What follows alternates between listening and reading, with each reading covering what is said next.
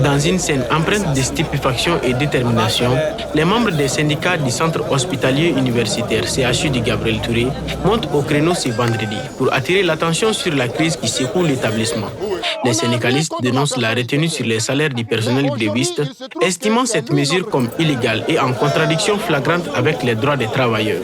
Cette retenue des salaires fait suite à la dénonciation d'une série de problèmes allant de l'état délabré des infrastructures à la pénurie de matériel médical vital, en passant par des conditions de travail jugées inacceptables par les grévistes. Il pointe du doigt le directeur général du centre. On n'a rien contre la personne du directeur. Mais aujourd'hui, il se trouve que c'est lui notre chef de famille. Ami fait ani mogo min kasigi kakuma o de togo kafoko Ablaye Sanogo. Aye wali amunun ta kasigu ka usekere o mabon an hakilla akano nyon ke Gabriel Touré ni yoroti kelin.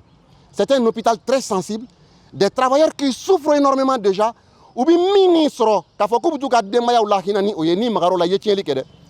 Les médecins et les infirmières, entre autres en colère, protestent contre l'application selon eux partielle de la loi. Le salaire est sacré.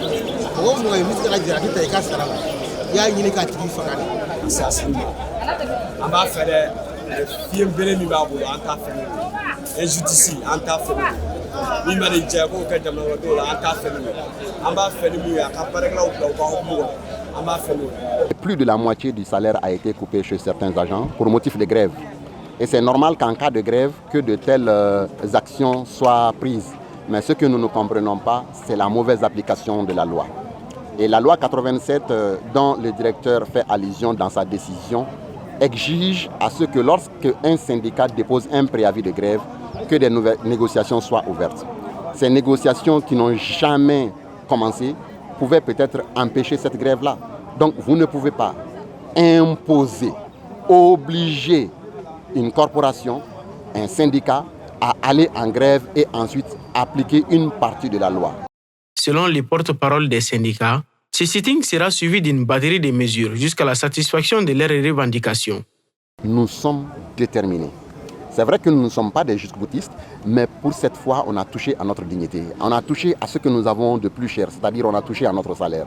Le travailleur aujourd'hui se retrouve avec moins du quart de son salaire. Et comment voulez-vous qu'un chirurgien opère dans ces conditions, qu'un médecin travaille dans ces conditions, qu'un ambulancier conduise des malades dans ces conditions? Ce n'est pas possible. Nous n'entamerons aucune négociation avec aucune partie sans que ces salaires coupés soient d'abord reversés.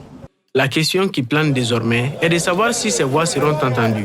La situation reste tendue et les regards sont désormais tournés vers les actions que prendra l'administration du CHU pour répondre aux préoccupations du personnel médical et des syndicats.